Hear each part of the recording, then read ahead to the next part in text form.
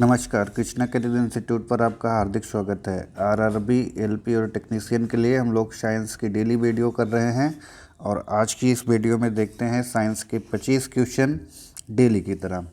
तो चलिए पहला क्वेश्चन शुरू करते हैं। पहला क्वेश्चन है, आदर्श गैस की आंतरिक ऊर्जा निर्भर करती है। आदर्श गैस की आंतरिक ऊर्जा का मान निर्भर करता है, 3 ऑप्शन है, दाब पर, आयतन पर, ताप पर और छवि पर। तो इसका जो राइट आंसर है वो है ऑप्शन सी, यानी कि ताप पर। आदर्श गैस की आंतरिक ऊर्जा उसके ताप पर निर्भर करती है, दाब और आयतन पर निर्भर नहीं करती। अगला क्वेश्चन है क्वेश्चन नंबर 2, रुद्धोष्म प्रक्रम होता है। तो रुद्धोष्म प्रक्रम के बारे में पिछली वीडियो में भी बता चुका हूँ कि रुद्धोष्म प्रक्रम एक स्थिर ऊष्मा का प्रक्रम होता है और थर्मस जो है एक रुद्धोष्म प्रक्रम का उदाहरण है। थर्मस में ना तो ऊष्मा बाहर से आ सकती है ना तो अंदर की ऊष्मा बाहर जा सकती है, तो ऊष्मा का मान नियत है, तो इसलिए इसे एक स्थिर ऊष्मा प्रक्रम कहते हैं। अगला क्वेश्चन है, रुद्धोष्म संपीड़न में निकाय। संपीड़न का मतलब होता है कंप्रेस करने से।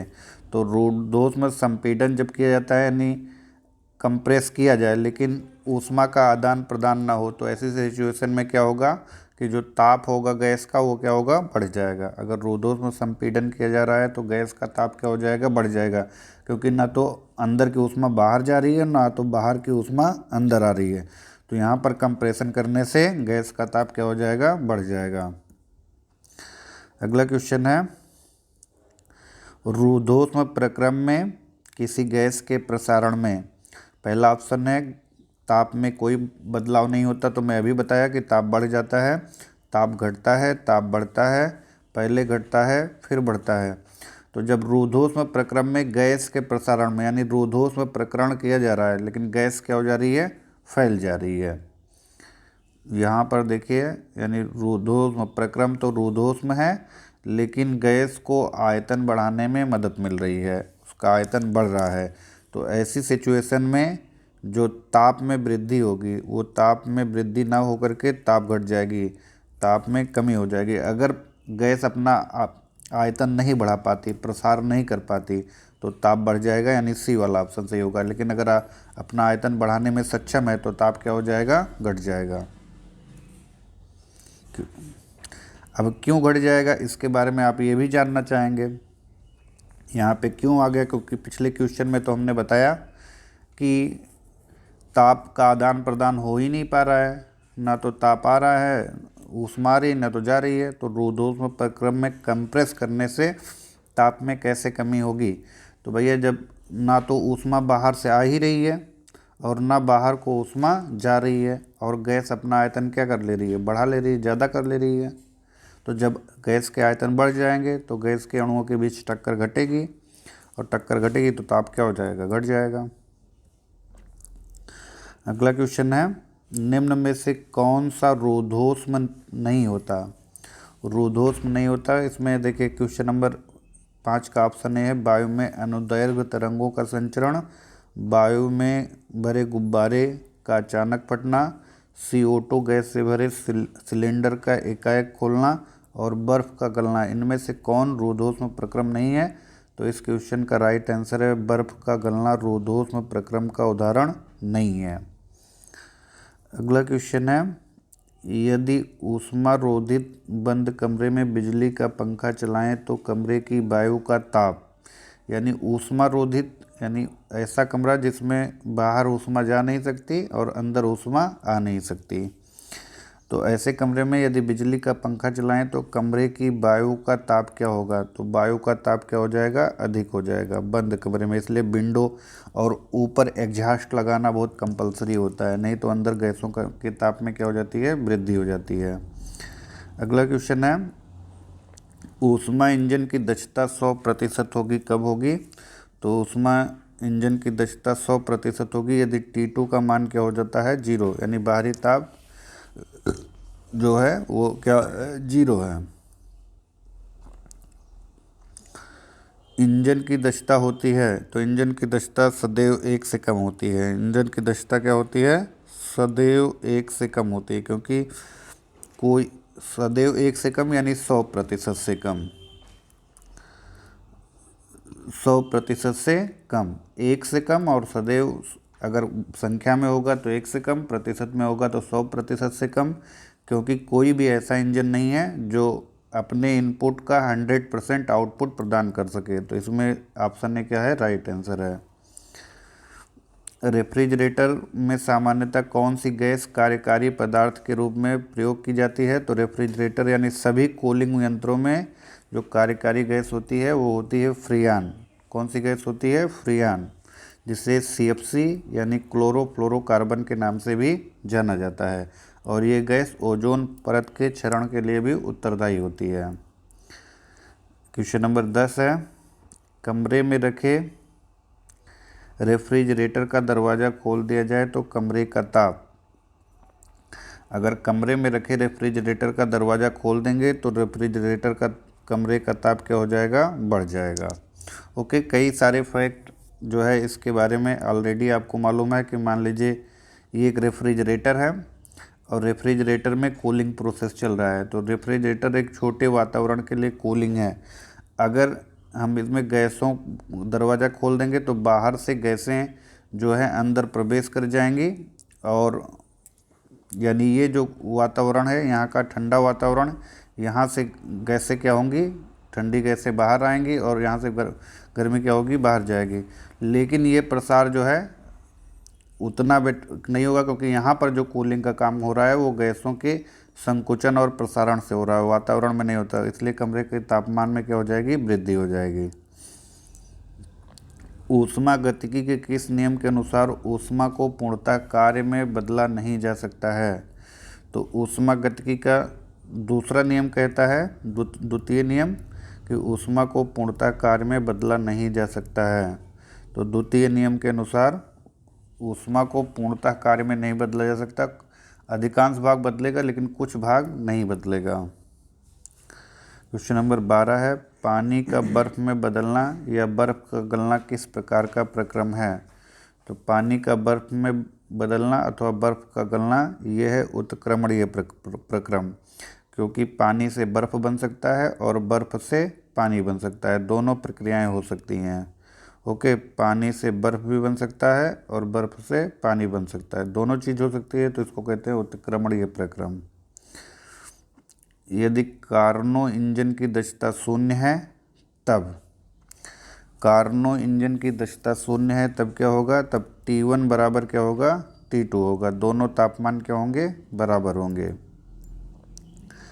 कार्नो इंजन की दक्षता 60% है, 300 केल्विन पर ऊष्मा देता है, यह ऊष्मा लेगा कितने पर? अगर 60% दक्षता है तो 300 केल्विन पर ऊष्मा देता है, तो T2 का मान कितना हो जाएगा? 750 केल्विन हो जाएगा। कितना हो जाएगा? 750 केल्विन। कार्नो इंजन में स्रोत तथा सिंक के ताप क्रमशः 127 व 27 डिग्री सेल्सियस हैं, तब दक्षता होगी। तो इसकी दक्षता क्या होगी?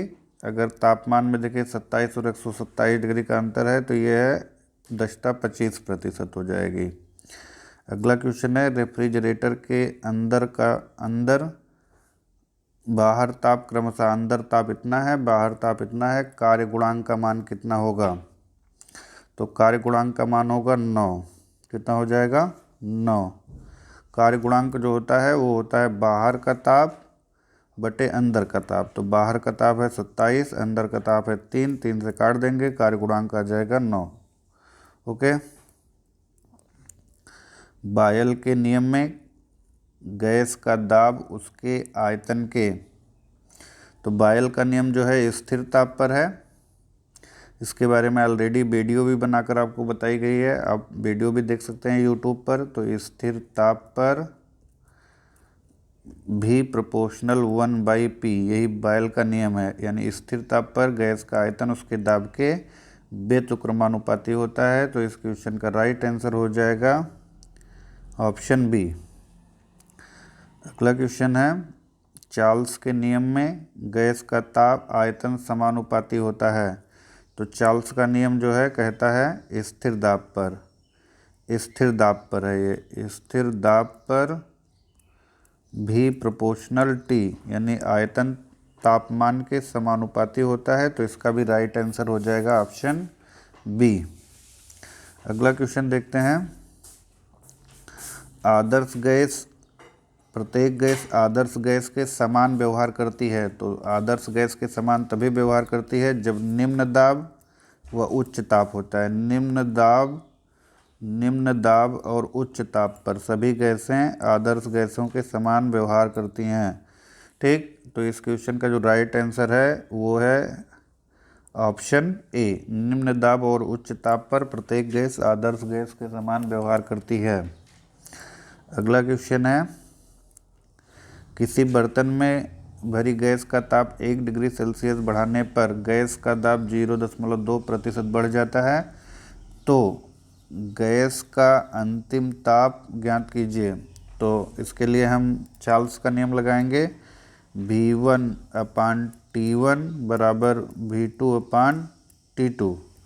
सॉरी, इसमें आयतन की बात नहीं रहे, ताप का नियम लगाएंगे। ये हो जाएगा ताप का नियम, P1/P2 बराबर T1/T2 से हम इसको कैलकुलेट करेंगे, और जब इसको हम कैलकुलेट करेंगे तो इस क्वेश्चन का जो राइट आंसर आएगा वो आएगा 500 केल्विन। ओके,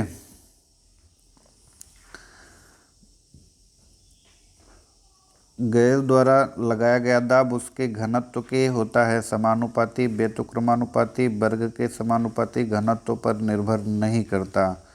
तो 21 का जो राइट आंसर है वो है ऑप्शन ए यानी समानुपाती होता है। गैस द्वारा लगाया गया दाब उसके घनत्व के समानुपाती होता है, जितना ज़्यादा घनत्व होगा उतना ज़्यादा गैस दाब आरोपित करेगी। अगला क्वेश्चन है, किसी गैस का परम ताप 4 गुना बढ़ा दिया जाता है तो गैस के अणुओं की वर्ग माध्य मूल चाल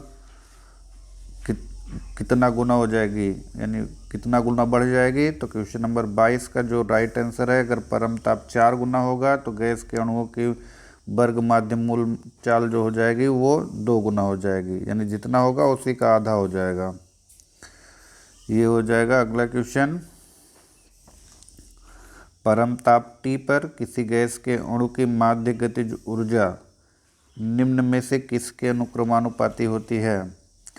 परम ताप T पर किसी गैस के अणु की माध्य गतिज ऊर्जा निम्न में से किसके समानुपाती होती है। तो इस क्वेश्चन का ऑप्शन है √T, यानी ऑप्शन सी क्या है, बिल्कुल राइट है। अगला क्वेश्चन है, 1 किलो इलेक्ट्रॉन वोल्ट ऊर्जा के इलेक्ट्रॉन का गतिक ताप क्या है। तो 24 का ऑप्शन सी है 7.7 गुणे 10⁵ केल्विन। क्वेश्चन नंबर 25 और आज का लास्ट क्वेश्चन, अणुगति सिद्धांत से परम शून्य ताप पर अणुओं का वेग। तो अणुओं का वेग क्या होता है, अनंत होता है, यानी ऑप्शन ए क्या हो जाएगा, राइट आंसर हो जाएगा। तो आज की ये वीडियो कैसी लगी ज़रूर हमें कमेंट में बताइए, और इसका PDF प्राप्त करने के लिए हमारे टेलीग्राम चैनल से जुड़िए। टेलीग्राम चैनल का लिंक नीचे डिस्क्रिप्शन बॉक्स में दिया गया है। थैंक यू, जय हिंद।